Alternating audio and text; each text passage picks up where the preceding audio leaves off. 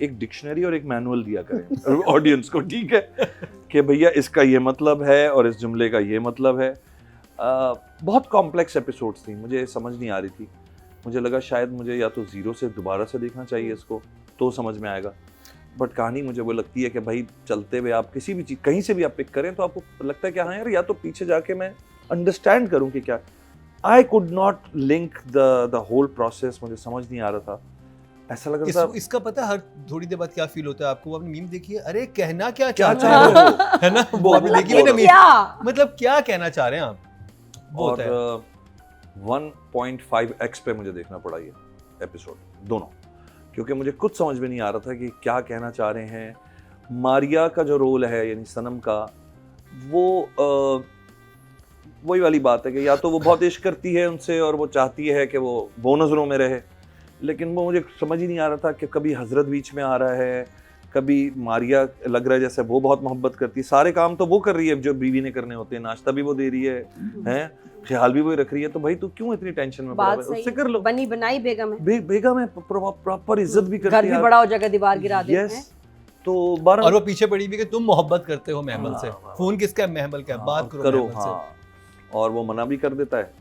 तो मुझे तो नहीं समझ आई, हो सकता है कि बहुत ही डीप मीनिंग हो खलील साहब के इस ड्रामे की, मुझे नहीं समझ आया ड्रामा, तो आई एम सॉरी। हाँ, आई थिंक रिक्वेस्ट की जा सकती है कि मैनुअल और एक डिक्शनरी जरूर दिया करें इस तरह के ड्रामों के लिए, तो सॉरी।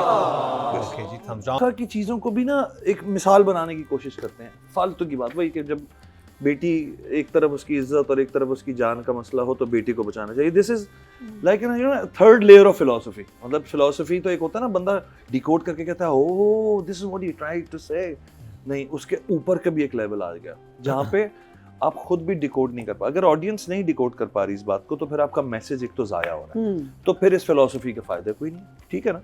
आपने जिंदगी में इतने सारे फिलोसफर्स को पढ़ा होता है और बड़ी मुश्किल कॉम्प्लेक्स लैंग्वेज में वो बात करते हैं, but at the end of the day when the book ends और probably you somewhere in the middle, you start understanding where that mind will go now. आप क्या चीज़ सीख रहे हैं इस प्रोसेस से।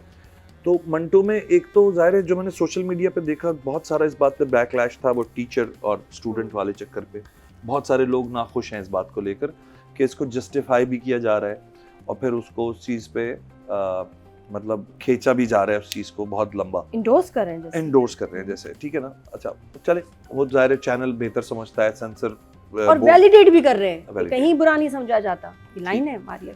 फिर उसमें यह है कि अच्छा होता भी होगा कहीं ना कहीं सोसाइटी में, ऐसा हुआ भी होगा, ऐसी बात नहीं। सॉरी, मैं बिल्कुल एक मुझे मुख्तलिफ बात याद आ गई जो मैंने कहा कि जजेस ने डिस्कस ही नहीं की।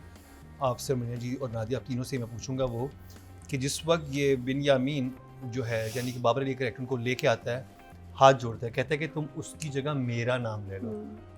अब यानी कि वो जो गार्ड भेजा था वो मैंने भेजा, तुम खुद जाए कह दो कि मैंने गार्ड भेजा था। Simple, if you want to accept it कि मेरा बेटा बच जाए फांसी से या जो भी है, जब हाथ जोड़ के कहता है कि तुम उसकी जगह मेरा नाम ले लो, तो कितना बड़ा फ्लॉ है यहाँ पे। तो ये तो पुलिस खुद कह सकते हो कि यार ये मैंने भिजवाया था, मैंने मरवाया, ले जाओ जेल ले जाओ, किसे खत्म। उसमें आप मंटो की मिन्नत क्यों कर रहे हो इस बात में कि तुम, क्योंकि उसने तो गार्ड देखा है ना, गार्ड तो कोई भी भिजवा सकता है, उनका फैमिली गार्ड है, तो भी कितना बड़ा एक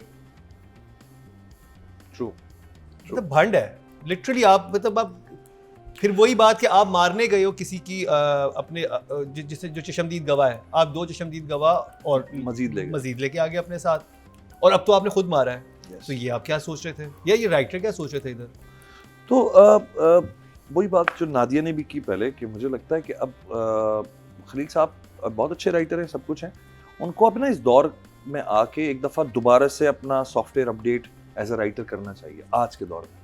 देखिए 10 साल 15-20 साल पहले की फिल्में भी आप देख लो ना, आज बैठ के आपको बहुत अजीब सी नॉनसेंस सी लग रही होती हैं कि कैसे यार ये कैसे घोड़े पे बैठे और अमिताभ बच्चन जो है वो इंडिया जाके तहाड़ जेल में से बंदा निकाल के लेकर आ गया अफगानिस्तान वापस, and because you were tuned to that sort of stories.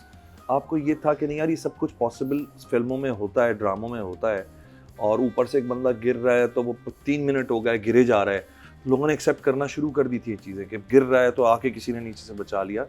Now when it comes to depicting our life stories, हमारी जिंदा स्टोरीज है ना, घरों के अंदर होने वाले वाकयात पे बात कर रहे हैं, तो चलें फिलॉसफी कभी कभी आपकी अच्छी भी लगती है, बट मुझे लगता है अब हमें अपनी सोसाइटी को एक बिल्कुल नए तर्ज से देखना पड़ेगा। आई थिंक मैं इधर आपकी बात को थोड़ा आगे बढ़ाऊंगा कि जिस मैंने इनके, क्योंकि मेरा फेवरेट ड्रामा था बूटा फ्रॉम टू ओवरटेक्स, उसका पोस्टर भी सामने लगा हुआ है and I love it that drama. मैंने बाद में जब यूट्यूब पे आया तो उस पर एक दो दफ़ा देखा और मैं गौर कर रहा था कि उसमें से 2-3 कैरेक्टर थे जो ऐसी बात करते थे, बाकी सब कैरेक्टर नॉर्मल बात करते थे, लेकिन जब उसमें वो बड़ा स्टैंड आउट करते थे वो डायलॉग, तो इनके जहन में समहाउ ये बैठ गया कि मेरा हर कैरेक्टर ऐसी बात करेगा तो बहुत इंटरेस्टिंग होगा। तो वो ही ना कि मसाला तेज हो गया है, मसाला तेज नहीं करना, आपने मसाला उतना रखना है ताकि वो अच्छा लगे किसी को।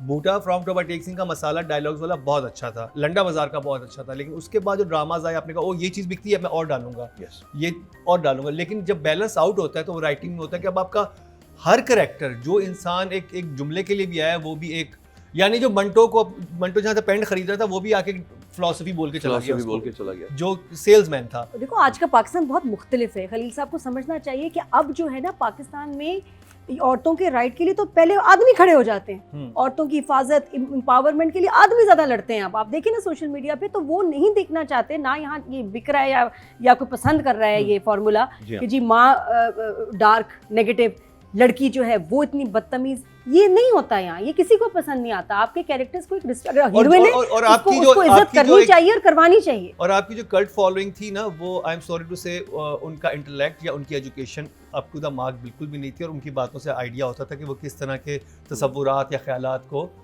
पसंद करते हैं या किन पे यकीन रखते हैं।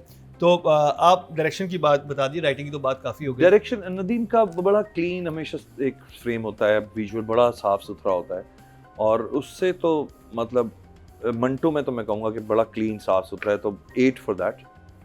एंड बाकी शायद मुझे लगता है कि थोड़ा सा इस फिलॉसफी की वॉल्यूम कम कर देते ना खलील साहब, तो ये कहानी कहीं ना कहीं अट्रैक्ट आपको उस तरह कर रही होती कि ये नॉर्मल लाइफ की एक स्टोरी बन जाती कि नॉर्मल बातें, नॉर्मल सिचुएशन आप बताते कि स्टूडेंट टीचर के दरमियान अगर हुआ ये, उसमें आप थोड़ी सी और कॉम्प्लेक्सिटी किसी और तरह डाल देते, instead of having so many like you know मंतकी बातें। उन मंतकी बातों ने बोर किया मेरे जैसे आदमी को जो उर्दू दानों की फैमिली से। और सबसे बड़ी बात ये कि आपने ड्रामा शुरू किया, एक तनवीर साहब का कैरेक्टर था जो आपको $1 मिलियन देना चाहता है, वो क्यों आया था, वो क्यों चला गया, वो क्या सारा सिलसिला था, कुछ आपको नहीं पता, बस वो मतलब ऐसी चीजें आप एक शोशा छोड़ते हैं, फिर वो शोशा के बीच में ही रह जाता है। बेटा कौन? भतीजा की अम्मी की माँ जाया, तो इस तरह मुझे प्लीज़ आप कमेंट्स में बताएं, मैं आपसे पूछ रही हूँ बिकॉज अम्मी ने मुझे बोला ऐसे, मैंने कुछ और सुना, यहाँ इतने सालों बाद मैंने माँ जाया सुना लफ्ज़, तो जरा इसका मुझे मतलब पता। ठीक है, चलो ये बाकी एक क्विज है, Manto quiz. Manto please, time for Manto quiz. now it's time for Manto quiz. Are you ready? Never.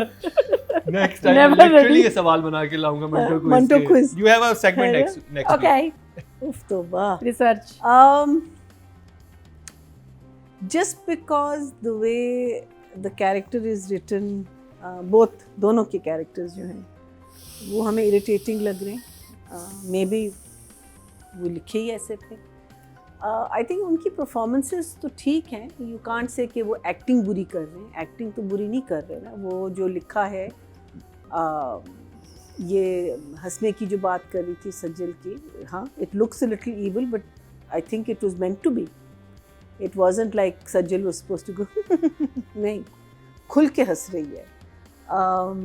So लेकिन बहुत everything अजीब that बातों they- पे हंस रही है, कुछ I समझ नहीं know, आती कि वो तो वही मैं कह रही हूँ ना, this the character that's written that way.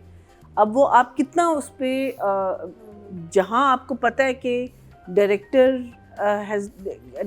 Is not allowed to change, actors are not allowed to change, people are not allowed to change, so then what is an actor supposed to do? Actor जब एक script लेता है वो अपनी interpretation लेके आता है, लेकिन आप जो सज्जल अच्छा कर रही है बिकॉज वो फिलोसॉफिकल वे से नहीं बोल रही, वो अपने स्टाइल में बोल रही है और अच्छा खुला बोल रही है, you know she is the only one who is not sounding like everyone else in the drama. And अगर मंटो इज दिस भोला बच्चा जो कभी बड़ा नहीं हुआ लेकिन जीनियस था, उसे ऑटिस्टिक दिखा देते हैं ना, उसको हाँ, बता देते कि ये कुछ इसको करने- ये लेकिन डिसऑर्डर है। जिस तरीके से अगर वो लिखा गया है तो उस तरीके से हमायूं कर रहा है अपनी परफॉर्मेंस।